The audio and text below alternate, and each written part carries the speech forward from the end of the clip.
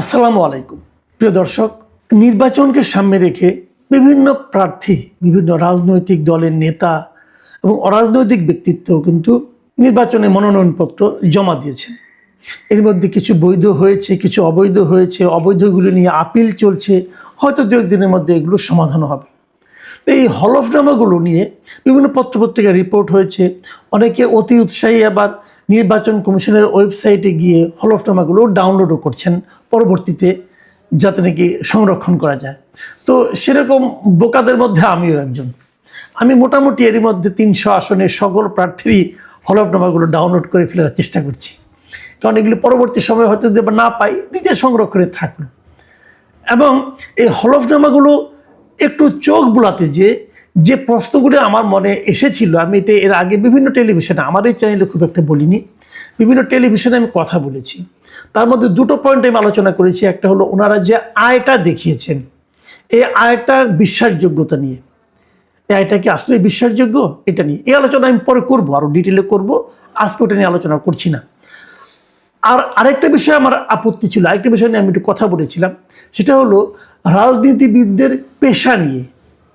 তাদের পেশাটা আসলে কি, এটা আমার জানার খুব আগ্রহ। কারণ ওখানে যে হলফনামায় যে কথাগুলো আপনাকে জানাতে হয়, তার মধ্যে 4 নম্বর ধারায় বলা হয়েছে যে আপনার পেশা কি, আপনার পূর্বতন পেশা কি, আপনার স্ত্রীর বর্তমান পেশা কি, এবং আপনার স্ত্রীর পূর্বতন পেশা কি।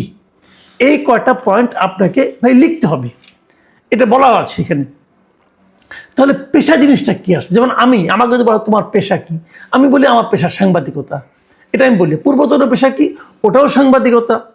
তার মানে আমি বলতে চাচ্ছি, আমি আগেও সাংবাদিকতা করতাম, এখনও সাংবাদিকতা করি। কত আগে থেকে করি?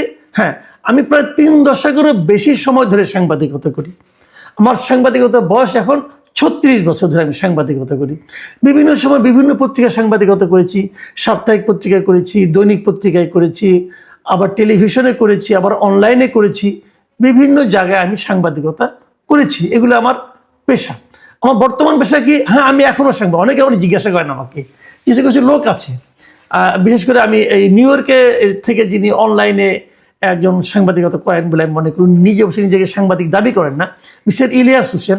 উনি ওনার ভক্তদের মাধ্যমে প্রায় একটা কথা বলেন যে মাসুদ কেবল কোন পত্রিকার সাংবাদিক, কোন মিডিয়ার সাংবাদিক। সেই জবাবটা আমি দিচ্ছি। সাংবাদিকদের মধ্যে কিন্তু একাধিক রকম সাংবাদিক আছে। একটা সাংবাদিকতা একটা ক্যাটাগরি হলো যে তারা হলো ফ্রিল্যান্স জার্নালিস্ট, তারা কোনো নির্দিষ্ট পত্রিকা অথবা নির্দিষ্ট মিডিয়ায় কাজ করে না, বিভিন্ন মিডিয়াতে ওনারা কাজ করেন, এবং সেই যে কাজ করেন ওর বিনিময়ে যে কাজটা করেন তার পারিশ্রমিক পান। এরকম সাংবাদিক বাংলাদেশে অনেক আছে। আমি এখন ফ্রিল্যান্সিং করি, একটা ফ্রিল্যান্স জার্নালিস্ট। আমি 2022-এর অক্টোবরে আমার ওই সাংবাদিকতার চাকরি থেকে আমি রিটায়ারমেন্টে গিয়েছি, বলে দিয়ে গেছি। এবং যখন আমি ওই চাকরিটা ছাড়ি, তখন আমি বলেছিলাম যে আমি আর সাংবাদিকতার চাকরি করব না, সাংবাদিকতা করবো কিন্তু সাংবাদিকতার চাকরি করব না। আমি এরপর থেকে বিভিন্ন পত্রপত্রিকায় লিখি। যেমন আপনার জার্মানির থেকে বের হয়ে যায় ডয়চে ভেলেতে আমি নিয়মিত কলাম লিখি। বাংলাদেশে একটা পত্রিকা আছে আজকের পত্রিকা, এখানেও আমি নিয়মিত কলাম লিখি। আরও অনেক পত্রিকায় কিন্তু আমি কলাম লিখি, এবং যারা কলাম এরকম লিখেন তারাও সাংবাদিক। এমনকি যে সাংবাদিকের নাম আপনি কখনো দেখেন না, যিনি একটা পত্রিকার, অনেক সময় আমরা অনেকে বলে যে প্রুফ রাইটার, আসলে প্রুফ রাইটার না, তারা হলো সহ সম্পাদক বলি আমরা বাংলায়। তো যারা প্রুফ দেখেন তাদের নাম কিন্তু আপনারা কোথাও পাবেন না, কিন্তু ওনারা সাংবাদিক ভাই, সাংবাদিকতার সংজ্ঞার মধ্যে ওনারা পড়েন। কাজে পত্রিকা চাকরি না করেও যে সাংবাদিকতা করা যায়, তারা হলে ফ্রিল্যান্সিং কথাটা আসলো কেন, ফ্রিল্যান্স সাংবাদিক কথা আসলো কেন? সারা দুনিয়াতে এটা আছে, অনেক বড় বড় সাংবাদিক আছে তারা ফ্রিল্যান্সিং করে। আমি ছোট সাংবাদিক, বাট ফ্রিল্যান্সিং করি। তার বাইরে আমি এখন তো মনে করেন আপনার ট্র্যাডিশনের বাইরে এই সোশ্যাল মিডিয়ারও সাংবাদিকতা আছে। আমি সেখানে যে আমার যে ইউটিউব চ্যানেল আছে, আমি সেখানেও কিন্তু সাংবাদিকতার যে চরিত্রটা, যে পলিসিটা, যে নৈতিকতাটা, সেটা বজায় রাখার চেষ্টা করি। তো যাই হোক, আমি আমার মতো সাংবাদিকতা করি। তো এরকম অনেকগুলি পেশাই কিন্তু আছে, যে আপনি কোনটা দিয়ে আপনার জীবন নির্বাহ করেন, ওটাই হলো আপনার পেশা। পেশাটা কি? পেশা কিন্তু ওইটাই, যে কাজের মাধ্যমে আপনি জীবন নির্বাহ করেন, আপনার পরিবার চালান, সেটাই হলো আপনার পেশা। তো আমার বক্তব্যটা ছিল যে যারা নাকি এরকম মনোনয়নপত্র দাখিল করেছেন, ওনাদের আসলে পেশাটা কি। আমি এই কথা প্রশ্ন আমার জেগেছে এই কারণে যে আমি অনেকগুলো মানে অনেক প্রার্থীর আমি হলফনামা দেখেছি। কারো পেশা চিকিৎসা, কারো পেশা ব্যবসা, কারো পেশা আইন ব্যবসা, কারো পেশা মাছের ব্যবসা, এরকম কারো ব্যবসা ইদানিং দেখতেছে একটা পরামর্শক, এরকম নানা ধরনের পেশা। রাজনীতি পেশা আমি খুবই কম পেয়েছি, আমি এই যাবৎকালে যতগুলি দেখেছি খুব কম পেয়েছি। তো আমার প্রশ্নটা হলো, আপনি তো আসলে আপাতমস্তক রাজনীতিক, তাহলে আপনি পেশা হিসেবে রাজনীতির কথা লিখবেন না কেন? এটা বলতে যে আমি উদাহরণ হিসেবে জামায়াতের আমির ডাক্তার শফিকুর রহমানের উদাহরণটা একটা টেলিভিশনের টকশোতে আমি বলেছি। সেটা হলো নিউজ চ্যানেল 24 নামে একটা টেলিভিশন, সেই টেলিভিশনে 2 দিন আগে আমি বলেছি যে জামায়াতের আমির যিনি আছেন ওনার পেশাটা কি আসলে। উনি তো ফুল টাইম রাজনীতি করেন, এবং জামাতের রাজনীতিটা কিন্তু এমনই, জামাতে যারা ফুল টাইম রাজনীতি করে তাদেরকে জামাত দলীয়ভাবেই তাদেরকে টাকা দেয়। এটা আমি ভালো, আমি পছন্দ করি এটা। তাহলে ওনার পেশাটা কি? ওনার মনোনয়নপত্রে, দাখিলকৃত মনোনয়নপত্রে হলফনামায় উনি দিয়েছেন ওনার পেশা হলো চিকিৎসক। এখানে আছে দুটো পয়েন্ট হলো বর্তমান পেশা উনি লিখেছেন, আপনারা দেখুন আমি এখানে দিয়ে দিচ্ছি। ওনার বর্তমান পেশা দিয়েছেন চিকিৎসক, ওনার পূর্বতন পেশা দিয়েছেন চিকিৎসক, ওনার স্ত্রীর পেশা হলো গৃহিণী, ওনার স্ত্রীর পূর্বতন পেশা হলো গৃহিণী। এই হলো উনি বলেছেন। প্রথমত ব্যাকরণগত একটা ভুল আছে, ওনার পেশা চিকিৎসা হবে, চিকিৎসা সেবা হবে, চিকিৎসক কেন আমি বুঝতে পারলাম না, চিকিৎসক তো হলো না। যাই হোক, তারপরে আমি ধরে দিলাম ঠিক আছে। তো আমি এই জায়গাটাতে একটা প্রশ্ন করেছিলাম যে পেশায় যদি উনি চিকিৎসক হন, তাহলে ওনার চেম্বারটা কোথায়, উনি কোথায় চিকিৎসা করেন? আমি এই প্রশ্নটা করেছিলাম যে কেন ভাই আপনি লিখতেন যে আপনার পেশা রাজনীতি, পুরো সমস্যা তো নাই, আপনার পেশায় চিকিৎসক হয় কি করে? আপনি তো কোথাও চেম্বার করেন না, আপনি তো কোথাও চিকিৎসা শাস্ত্রের কোনো কাজই এখন করেন না, আপনি ফুল টাইম পলিটিক্স করেন। এবং ফুল টাইম পলিটিক্স করা তো কোনো অন্যায় কাজ না, এটা তো ভালো কাজ। আপনি ফুল টাইম পলিটিক্স করেন বলেই তো আপনি রাজনীতিতে আসছেন, আপনি এখন ইলেকশন করছেন, জনগণের কাছে ভোট চাচ্ছেন, জনগণ ভোট দিলে আপনি দেশের প্রধানমন্ত্রী অথবা বড় কোনো গুরু দায়িত্বে যাবেন, এটা তো কোনোটাই কোনো আপত্তি নাই। আপনি আপনার যোগ্যতার কারণে পলিটিশিয়ান হয়েছেন, তাই না?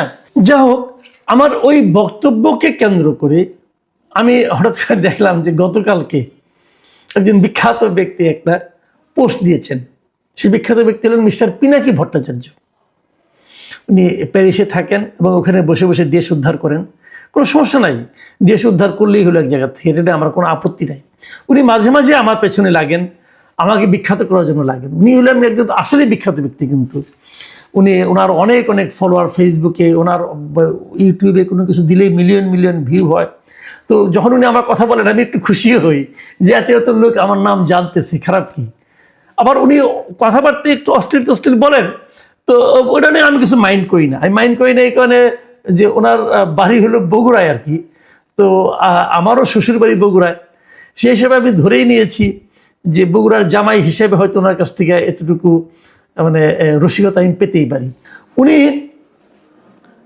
কালকে একটা পোস্ট দিয়েছেন, সেই পোস্টের মূল বক্তব্য হলো আমার একটা ছবিও দিয়ে দিয়েছেন। সেই চ্যানেল 24 অনুষ্ঠানে আমি কথা বলছিলাম যে তার একটা ছবি দিয়েছেন, এবং উনি কী লিখেছেন আপনাদের আমি একটু পড়ে শোনাই।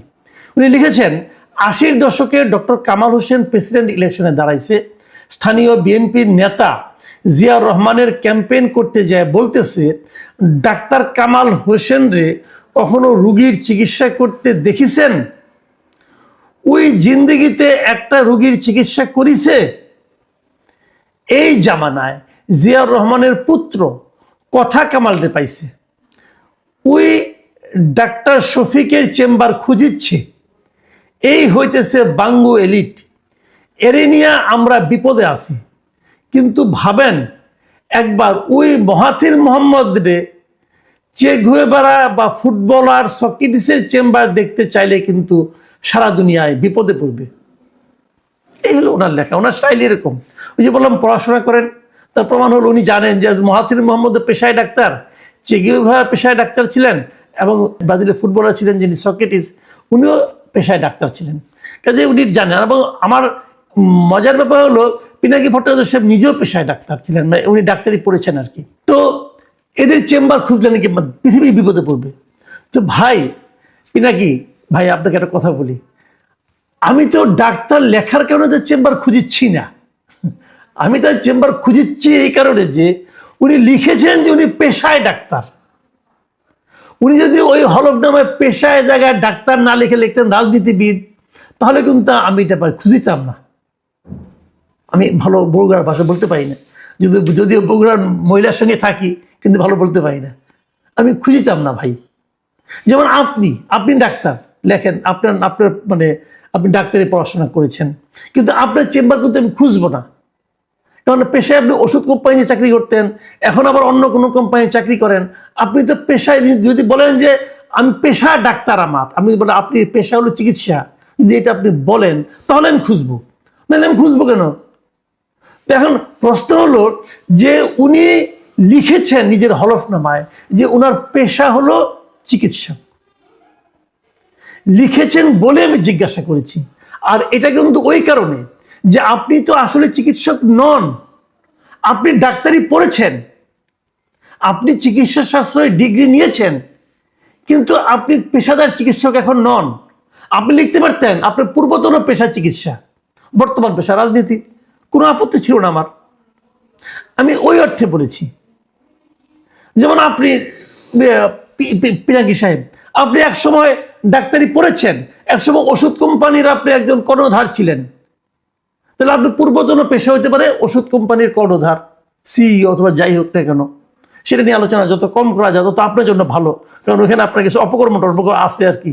যাই হোক, ওটা বাদ দেন, ওইটা আবার বলি না, বললে আবার রেগে মেগে আমার নামে আবার একটা মানহানি মামলার জন্য হুমকি দিতে পারেন। উনি কিন্তু আমার নামে একটা মানহানি মামলার উকিল নোটিশ পাঠিয়েছিলেন, ভেরি ইন্টারেস্টিং।